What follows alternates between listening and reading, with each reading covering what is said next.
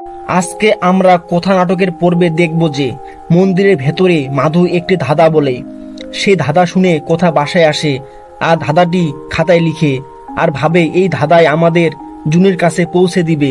ঠিক সেই সময় সবাই তার রুমে আসে আর নানা ধরনের কথা তারা বলে। আর এদিকে কথা ধাঁধাটি ভাবতে থাকে আর অবশেষে ধাঁধার সূত্র তারা খুঁজে পায় আর বলে মাধবকে ধরতে পারলে সব খবর পাওয়া যাবে, মারধর করে নয়।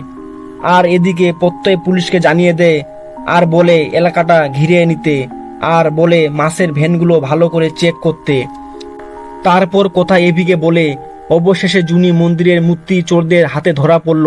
এ কথা শুনে এভি বলে তুই এত ভাবিস না, আমি ঠিক জুনিকে খুঁজে বের করব। এই বলে এভি যায় গগন বাবুর কাছে।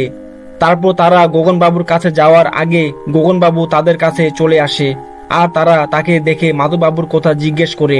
তখন সে বলে মাধববাবু মাছ নিয়ে জলপথে গেছে আর বলে মন্দিরের কোনো খবর পেয়েছেন আপনারা?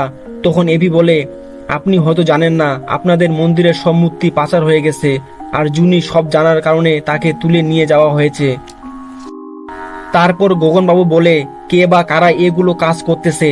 তখন প্রত্যয় বাবু বলে মাধব বাবু মনে হয় এই সব কাজের সাথে জড়িত।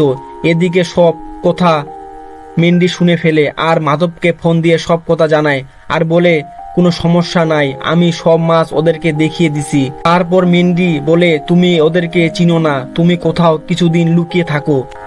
আমরা আগামী পর্বে দেখব যে মাধববাবু তার লোকের কথা মতো মূর্তি সরাতে আসে আর সেখানে সে ধরা পড়ে।